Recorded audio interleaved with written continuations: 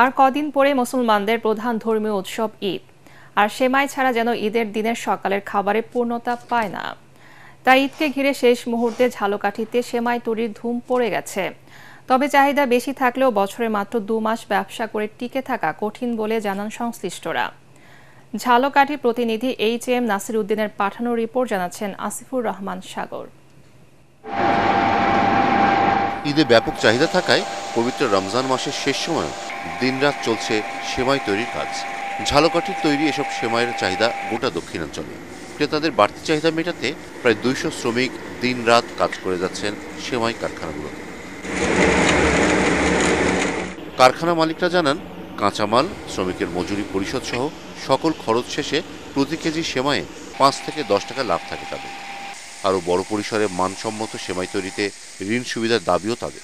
আমরা লালবন থেকে আসছি ঝালকাঠিতে সেমাইয়ের কাজ করতে কারখানায়। খুব ভালো অবস্থায় কাজ করি, কোনো নোংরা অবস্থা হয় না, ময়লা আবর্জনা হয় না। মদিনা লাসা সেমাইয়ের গুণগত মান খুবই ভালোর জন্য বিভিন্ন অঞ্চল থেকে পাইকারপত্র আমাদের কাছে আসে। বাকেগঞ্জ থেকে এসেছি, ঝালকাঠি মদিনার সেমাই খুব ভালো।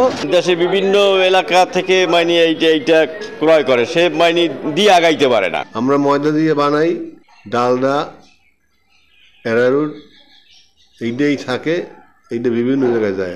এদিকে সেমাইয়ের গুণগত মান ঠিক রাখতে নিয়মিত ভ্রাম্যমাণ আদালত পরিচালনা করা হচ্ছে বলে জানিয়েছে ভোক্তা অধিকার সংরক্ষণ অধিদপ্তর।